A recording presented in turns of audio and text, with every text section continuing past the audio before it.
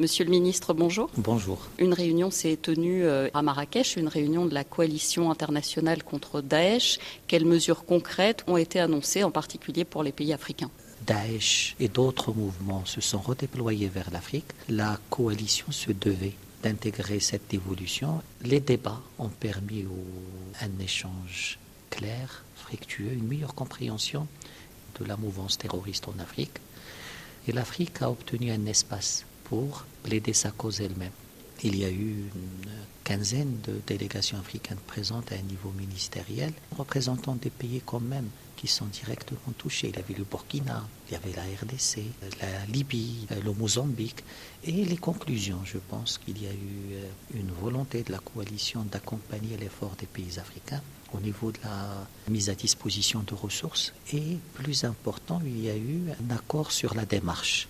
On n'a pas besoin d'élaborer une stratégie de lutte contre le terrorisme en Afrique.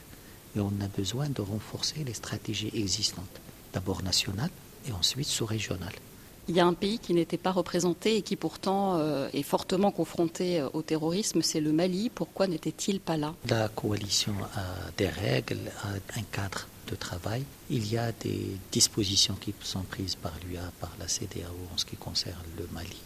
Et le cadre de travail au sein de la coalition a fait que le Mali ne soit pas présent en tant que délégation, mais le Mali est présent en tant qu'enjeu. En termes de stratégie de lutte contre le terrorisme, il y a aussi un autre pays africain qui joue un rôle important, notamment envers les pays du Sahel, c'est l'Algérie. Est-ce qu'il ne faudrait pas, malgré des relations, on va dire, un peu tièdes avec le Maroc, plus de coopération entre le Maroc et l'Algérie pour justement lutter contre le phénomène terroriste ?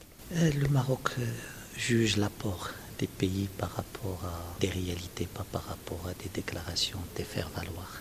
La coalition a son cadre, a ses membres. Ce que j'ai constaté aussi, que la forte présence ici, la dynamique qui est actuellement déclenchée est suffisante. Et je constate enfin que la lutte contre le terrorisme n'est pas un jeu, n'est pas un levier. Il y a 3 mois, sur nos antennes, vous avez dit que le Maroc ne va pas dans l'escalade avec l'Algérie. 3 mois après, est-ce qu'il y a eu une évolution ? Est-ce qu'il y a des signes d'une désescalade ? Dès le début, l'instruction royale a été de ne pas s'engager dans une escalade. Et dès le début, j'ai dit que pour Sa Majesté le Roi, le Maroc suit son chemin. Le Maroc n'a pas réagi à aucune des mesures d'escalade prises par l'Algérie. Le Maroc est un État responsable qui n'insulte pas l'avenir et qui travaille d'abord dans le cadre de ses intérêts nationaux pour la stabilité régionale et internationale. Je reviens sur l'événement qui a lieu à Marrakech. Vous avez tenu en marge de cette réunion beaucoup de rencontres bilatérales, notamment avec l'Espagne. Les relations avec l'Espagne sont meilleures actuellement ? C'est la fin de la crise ? C'est la première visite après la rencontre entre Sa Majesté le Roi Mohamed VI et le président du gouvernement espagnol, du ministre des Affaires étrangères Albares. On a eu beaucoup de rencontres formelles, informelles, etc.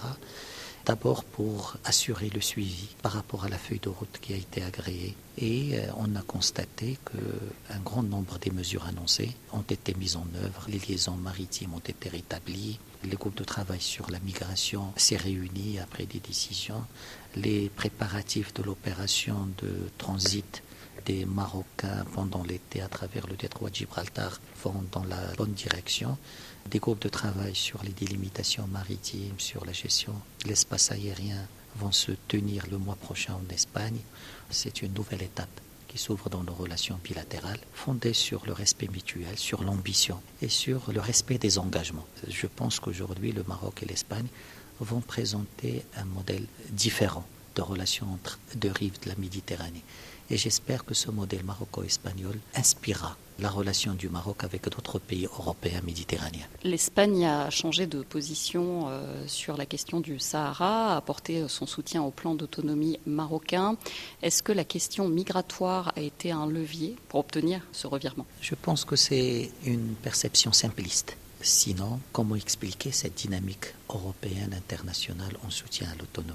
La position espagnole s'inscrit dans un mouvement qui est constaté au niveau des Nations Unies, qui est constaté au niveau européen, africain et arabe. Mais quand même, si on regarde le calendrier, on constate que l'Espagne, pendant des décennies, est restée neutre sur ce dossier. et que le revirement est arrivé quelques mois après l'afflux massif de milliers de personnes à Ceuta. La première fois où l'Espagne a marqué une appréciation positive de l'initiative d'autonomie remonte, je pense, à 2008. La première fois où l'Espagne a arrêté de faire référence à l'autodétermination et au référendum, ça doit être 2017.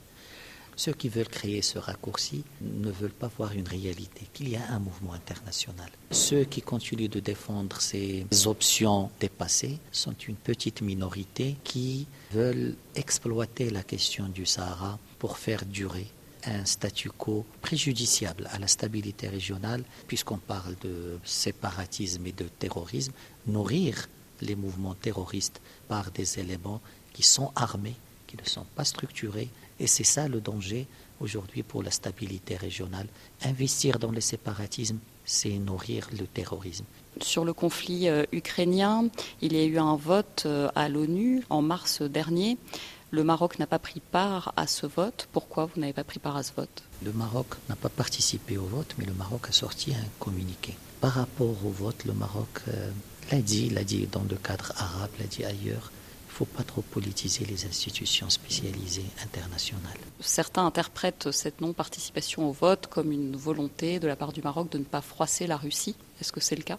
Comme je l'ai dit, les paramètres qui sont derrière la position du Maroc sont liés à des principes fondamentaux, cardinaux dans la politique étrangère marocaine. Le communiqué l'a réitéré, appui à la souveraineté nationale et à l'unité nationale de tous membres des Nations Unies, attachement au règlement des différends par des voies pacifiques, contre le recours de la force et pour des relations de bon voisinage. Monsieur le ministre, merci.